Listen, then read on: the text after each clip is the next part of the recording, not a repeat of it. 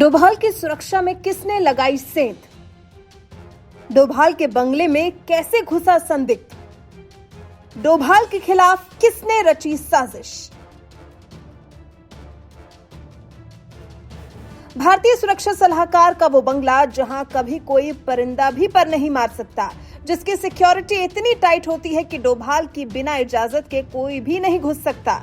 कोई भी उस सिक्योरिटी के घेरे को तोड़ने की कल्पना भी नहीं कर सकता। जिस बंगले में बड़े बड़े मिशन की रणनीति तैयार हुई, जहां देश की सुरक्षा से जुड़े अहम फैसले लिए गए, जिस खुफिया बंगले की बातें बाहर कभी नहीं आई, उस बंगले में आखिर किसने की घुसने की कोशिश? जिस बंगले में म्यांमार में आतंकियों के खिलाफ एक्शन की पूरी रणनीति तैयार हुई, पाकिस्तान से बदला लेने के लिए एयर स्ट्राइक की पूरी योजना जहां बनाई गई, उस बंगले की सुरक्षा में सेंध। आखिर वो है कौन जो भारत के राष्ट्रीय सुरक्षा सलाहकार को नुकसान पहुंचाना चाहता है? कौन है जो अजीत डोभाल के खुफिया बंगले में घुसने की हिमाकत कर रहा है? उस बंगले में छिपे राज को जानने की कोशिश कर रहा है। उस बंगले में क्या क्या है, सभी राज से पर्दा उठाने को लेकर हाथ पैर मार रहा है। कौन है वो? क्योंकि ये कोई आम बंगला नहीं है। अजीत डोभाल का घर किसी भी मायने में आम नहीं हो सकता। सोचिए, जो शख्स देश की सुरक्षा से जुड़े फैसलों में सबसे बड़ा सलाहकार है, उनका बंगला तो न जाने कितने राज को अपने अंदर समेटे हुए होगा। देश के सामरिक और रणनीतिक मामलों में अहम भूमिका निभाने वाले अजीत डोभाल का ये बंगला है। ये हाई प्रोफाइल शख्स का सरकारी आवास है, और ये शख्स कितना खास है उसका अंदाजा इसी बात से लगाया जा सकता है कि ये बंगला राजधानी के लुचिन जोन में है, जिस इलाके में आसपास कई बड़ी हस्तियों के आवास हैं। पिछले 7 से 8 साल से डोभाल 5 जनपथ में रह रहे हैं। ये वो बंगला है जिसमें पूर्व प्रधानमंत्री आर.के. गुजराल अपने अंतिम दिनों में रहे थे।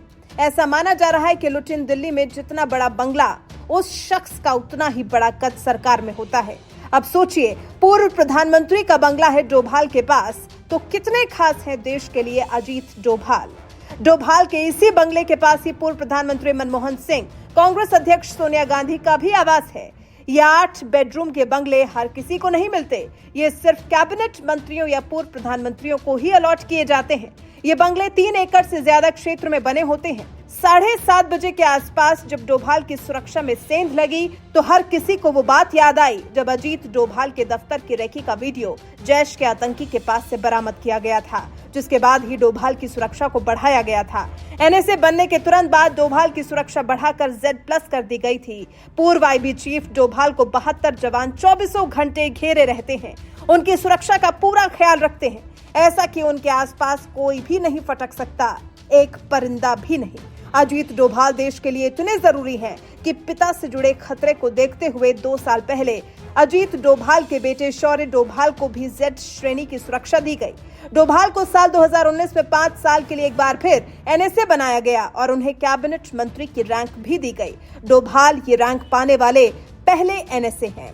इतनी खास शख्सियत के घर में रिमोट से चलाए जाने, शरीर में चिप लगी होने के दावे करने वाले संदिग्ध को तो समय रहते जवानों ने धर दबोचा, लेकिन सवाल अब भी कायम है कि आखिर किसने की ये हिमाकत? कौन रच रहा है अजीत डोभाल के खिलाफ साजिश? आखिर कौन डोभाल के घर में घुसकर देश की सुरक्षा से जुड़े अहम राज से उठाना चाहता है पर्दा? सवाल गंभीर है और जांच भी जरूरी है। वैसे आपको क्या लगता है, कौन होगा इस रणनीति के पीछे? क्या इस सुरक्षा सेंध में किसी आतंकी संगठन का है हाथ? आपके इस पर विचार हमारे साथ जरूर साझा करें।